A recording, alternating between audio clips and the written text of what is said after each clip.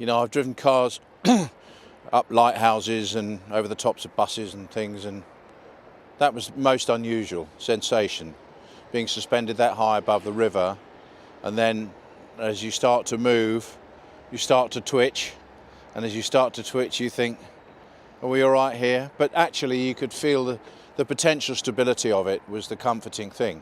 I mean, those guys that I've been working with for 30 years now, and they know my wife, they wouldn't, you know, they know that if they let me go, there's going to be problems.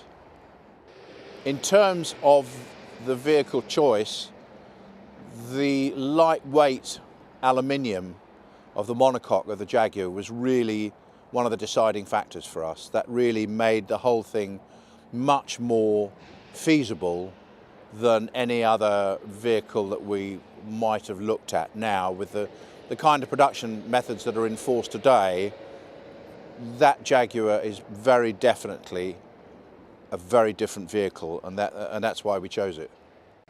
I've worked with my own team. I've got my own team of guys that I work with a lot. I wouldn't have got up there if I had doubts about them, and they in turn would not have let me get up there if they had doubts. So that's what the symbiosis of the relationship and the long-term relationship is all about, actually. In terms of being up there in the new Jag XF, when can I have a real one? You know, because I've got no idea what it's like performing on the road. I mean, I'm just surrounded in this cocoon, and I want to have a go in the real one now. You could feel gusting sometimes, and that's when you think, this is the true test of whether this is going to work or not. But it was fine, because the tension on that dynamo, which is what we used instead of steel cable to put the car on, is the tension on that is extraordinary, and actually it really does give you. I think if we'd gone to 25 knots, we might have had a problem, but we were lucky.